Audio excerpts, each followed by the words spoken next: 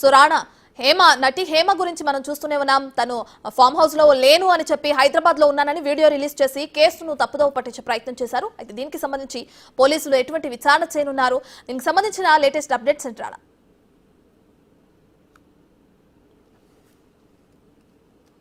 పార్టీలో పాల్గొన్నటువంటి 101 మందిలో హేమ కూడా ఉంది. దాంతోపాటు కొంతమంది మోడల్స్ ఉన్నారు.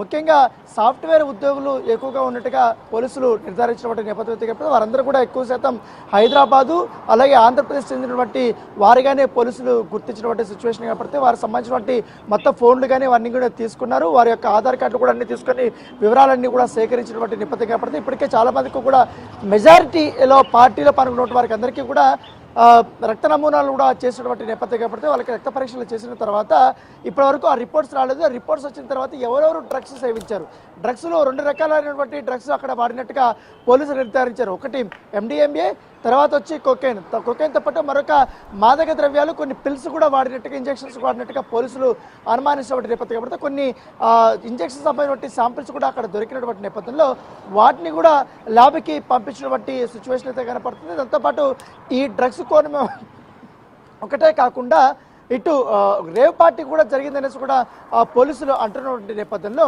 రేవ్ పార్టీలో పాల్గొన్నటువంటి ఎవరు, ఎందుకంటే 101 మందిలో కూడా చాలామంది కొంతమంది రెగ్యులర్ ఏదైతే బర్త్డే పార్టీలో ఉన్నటువంటి వారు మాత్రమే ఒక సెక్షన్లో ఉన్నారు, మరో సెక్షన్లో డ్రగ్స్ పార్టీలో ఉన్నారు, మరో సెక్షన్ ఆఫ్ పీపుల్ వచ్చి ప్రైవేట్గా ఈ రేవ్ పార్టీ చేస్తున్నట్టుగా మనకు సమాచారం అవుతుంది. అందులో పాల్గొన్నటువంటి వారు ఎవరంటూ కూడా పోలీసులు కూపీ లాగుతున్న నేపథ్యం పడుతుంది. బర్త్డే పార్టీ ఇచ్చినటువంటి ఎవరైతే వాసు ఉన్నాడో, వాసుకి సంబంధించినటువంటి విషయంలో ఇప్పటికే ఆయనకి ఫోన్లన్నీ కూడా సీజ్ చేసుకున్నటువంటి నేపథ్యం పడితే అతని సహాయకుల ఫోన్ నెంబర్లు కూడా తీసుకున్నట్టుగా మనకు తెలుస్తుంది. ఆ ఫోన్ నెంబర్లు తీసుకొని వీరు ఎవరెవరికి ఫోన్ పంపించారు, ఇన్విటేషన్స్ పంపించారు, ఈ పార్టీకి పాల్గొన్నది వంటి వారెవరు, నటి హేమ పాత్ర ఏంటి, నటి హేమ ఒక్కటే వచ్చిందా లేకపోతే ఆమె ఇంకా కొంతమందిని ఏమైనా ఈ పార్టీకి తీసుకొచ్చిందా అనే దానిపై కూడా పోలీసులు కొన్ని వివరాలు అయితే తీసుకున్నట్టుగా మనకు సమాచారం అవుతుంది. అయితే హేమ నిన్న చేసినటువంటి ఈ యొక్క ఏదైతే మ్యానిపులేషన్ ఏదైతే ఉందో దానిపైన పోలీసులు చాలా సీరియస్ అయినట్టుగా మనకు సమాచారం అవుతుంది.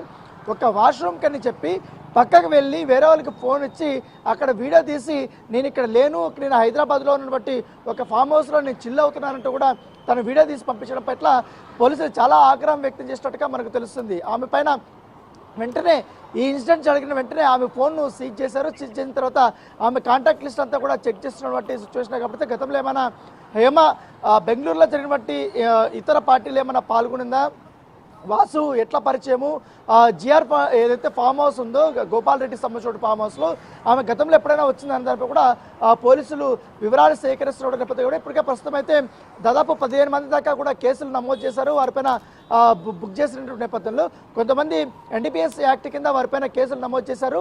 అలాగే దాదాపు 15 కారు కూడా ఇప్పటికే సీజ్ చేసినటువంటి నేపథ్యంలో దాంట్లో ఒక కారు నెల్లూరు జిల్లాకు సంబంధించినటువంటి ఒక ఎమ్మెల్యేకి సంబంధించినటువంటి కారుగా కూడా పోలీసులు గుర్తించినటువంటి నేపథ్యం కాబట్టి అయితే ఈ ఆరోపణలపైన తన కారు అది కాదు, నా స్టిక్కర్ ఎవరో మిస్యూజ్ చేశారంటూ కూడా కాకాన గోవర్ధన్ రెడ్డి కూడా తన వర్షన్ చెప్పారు. దాంతోపాటు నిన్న అనేక రకాలైనటువంటి ఆరోపణలు వచ్చాయి. కొంతమంది ఆ పార్టీలో పాల్గొన్నారు సెలబ్రిటీస్ అంటూ కూడా సోషల్ మీడియాలో పెద్ద ఎత్తున ఒక చర్చ జరిగింది. ఏకంగా సినీ హీరో శ్రీకాంత్ పేరు తెరపైకి వచ్చిన తర్వాత డాన్స్ మాస్టర్ అయినటువంటి జానీ మాస్టర్ పేరు కూడా తెరపైకి వచ్చింది. అయితే వాళ్ళిద్దరు కూడా తమపై వచ్చినటువంటి ఆరోపణలు కానీ వార్తలపైన కూడా వారు స్పందించి వీడియోల రూపంలో వారు ఎట్లా ఏం జరిగిందని కూడా చెప్పడం జరిగింది. తను శ్రీకాంత్ వచ్చి ఇంట్లో ఉన్నట్టుగా తను వీడియో చేసి పంపించాడు. తర్వాత జానీ మాస్టర్ తన స్నేహితులకు సంబంధించినటువంటి ఆరోగ్యం బాగాలేకపోతే ఒక హాస్పిటల్కి వెళ్ళి పరామర్శించారంటూ కూడా ఆయన కూడా వీడియో రిలీజ్ చేస్తారు. అంతకుముందు రోజు తను అదే రోజు ఏదైతే పార్టీ జరిగిన రోజు వాళ్ళు రైడ్ చేసిన పోలీసులు రైడ్ చేసినటువంటి రోజు వెళ్తుందో అదే రోజు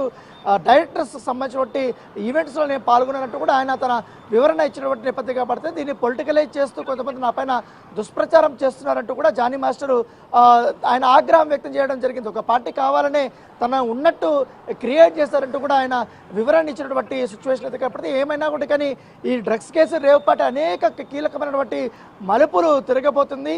ఆ పార్టీలకు హాజరైనటువంటి 30 మంది మహిళలు చాలా మంది వరకు కూడా మోడల్స్ ఉన్నట్టుగా మనకు సమాచారం ఉంది.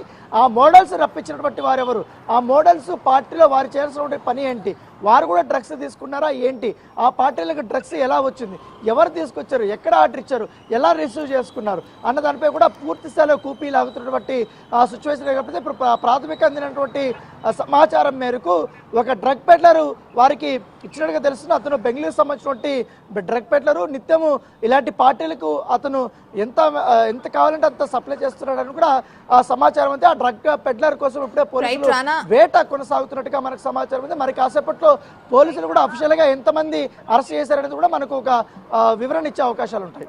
రైట్ రానా, అయితే అటు సినీ నటుడు మీరు చెప్పినట్లే సినీ నటుడు శ్రీకాంత్ కానీ జానీ మాస్టర్ని కూడా ఈ రేవ్ పార్టీ వివాదం అయితే వదలలేదని కూడా చెప్పుకోవచ్చు. అయితే గతంలో పలు కేసుల్లో ఇరుక్కున్న హేమపై కూడా ఇప్పుడు ఏదైతే ఈ రేవ్ పార్టీ ఇష్యూ తెరపైకి వచ్చిన తర్వాత నెటిజన్లు కూడా తీవ్ర స్థాయిలో విరుచుకుపడుతున్నారు. సో దీన్ని ఎలా చూడొచ్చు అంటారు?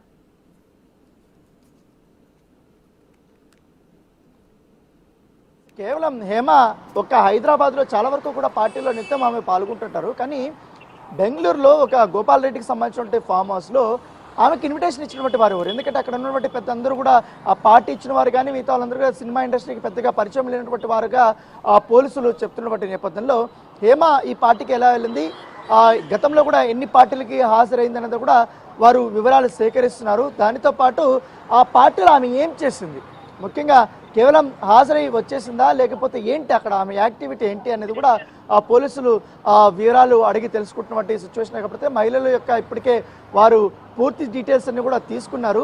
వారు కొంతమంది స్టేట్మెంట్లు ఇచ్చినట్టుగా తెలుస్తుంది. అయితే ఈ పార్టీలో హేమ డ్రగ్స్ తీసుకుందా లేదనేది కూడా నిర్ధారణ కాలేదు. ఇంకా ఆమెకు సంబంధించినటువంటి బ్లడ్ శాంపిల్స్ కూడా తీసుకున్నారు. కాబట్టి రిపోర్ట్ వచ్చిన తర్వాత దాంట్లో కానీ పాజిటివ్ అని తెలితే హేమకి చిక్కులనే ఖచ్చితంగా పడే అవకాశాలు ఎక్కువగా ఉన్నాయి. ఒకవేళ ఆమె డ్రగ్స్ సంబంధించిన కన్జ్యూమర్గా ఉందా లేకపోతే అలవాటు చేసుకుందా లేకపోతే ఏంటి ఆమె పాత్ర ఏంటి అనేది కూడా పూర్తి స్థాయి అనేక మందిని కూడా విచారిస్తే వాళ్ళ దగ్గర డీటెయిల్స్ తీసుకుంటారు. కాబట్టి దానికి సంబంధించి హేమ పాత్ర అనేది ఎంతవరకు ఉందనేది కొద్దిసేపట్లో మనకు తెలిసే అవకాశం ఉంది. దాంతోపాటు ఇప్పటికే జానీ మాస్టర్ అక్కడ లేడనేసి కూడా పోలీసులు కూడా కన్ఫర్మ్ చేసినట్టుగా తెలుస్తుంది. బెంగళూరు పోలీసులు శ్రీకాంత్ కూడా లేనట్టుగా తెలుస్తుంది. కాకపోతే శ్రీకాంత్ పోలిన బట్టి వ్యక్తిలా ఉన్నాడు కాబట్టి అందరూ శ్రీకాంత్ అనుకున్నారు.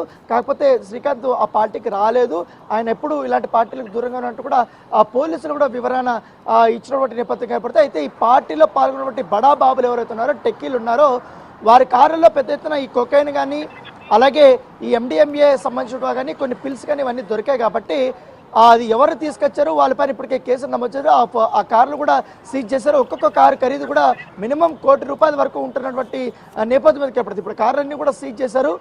ఫర్దర్గా ఇన్వెస్టిగేషన్ అయితే చాలా కీలక మలుపులు తిరిగే అవకాశం ఉన్నట్టుగా ఇవాళ మధ్యాహ్నం వరకు కూడా ఎంతమంది దీంట్లో ఇన్వాల్వ్ అయినారని కూడా ఒక క్లారిటీ వచ్చే అవకాశాలు ఉన్నారట. రైట్ రానా, అయితే సీజ్ చేసిన కార్లు కానీ ఎవరైతే అరెస్ట్ అయ్యారో వీళ్ళంతా ఇప్పుడు ప్రస్తుతం బెంగళూరు పోలీసులు అదుపులోనే ఉన్నారా? అయితే దీనికి సంబంధించిన డీటెయిల్స్ అంటే మీరు చెప్పినట్లుగానే మధ్యాహ్నం కల్లా ఎంతమంది ఉన్నారు, ఎంతమంది ఆ డ్రగ్స్ ని వాడారు, ఈ డీటెయిల్స్ అన్ని మధ్యాహ్నం లోపు తెలుస్తాయంటారా?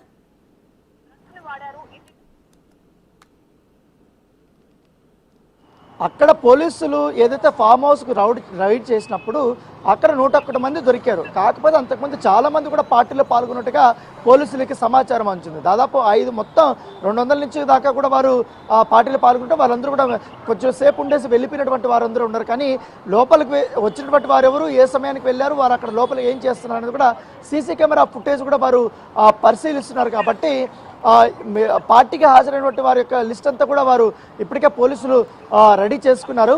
వారికి ఫోన్ చేసి వారు పిలిపించి విచారణ చేస్తున్నటువంటి నేపథ్యం అయితే కనపడుతుంది.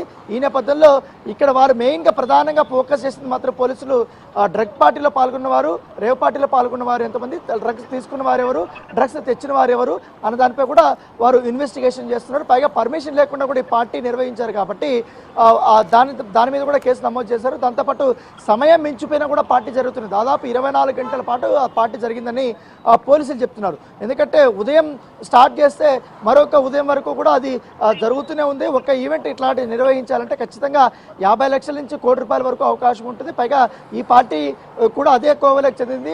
కనీసం అట్లీస్ట్ తక్కువ వేసుకున్న ₹30 లక్షల వరకు కూడా ఖర్చు అవుతుంది అనేది కూడా వారు చెప్తున్నటువంటి నేపథ్యం ఏర్పడుతుంది. అయితే అక్కడ ఈవెంట్ మేనేజర్తో పాటు ఈవెంట్ నిర్వాహకుడు వీళ్ళందరినీ కూడా అదేగా ఫామ్ హౌస్ సంబంధించినటువంటి వారిని కూడా ఇప్పటికే పోలీసులు అదుపులోకి తీసుకుని అరెస్ట్ చేశారు. వారి నుంచి కూడా వివరాలు సేకరిస్తున్నారు. సీసీ కెమెరాకి సంబంధించినటువంటి హార్డ్ డిస్కులు కూడా వారు స్వాధీనం చేసుకున్నారు. కాబట్టి హార్డ్ డిస్క్లంతా కూడా వారు చెక్ చేస్తున్నారు. దాంట్లో ఫేస్ ఐడెంటిఫై చేసిన తర్వాత కొంతమంది ప్రముఖులు ఉన్నట్టుగా మన సమాచారంతో వారికి కూడా నోటీసులు పంపించి విచారణకైతే పిలిపించే అవకాశాలు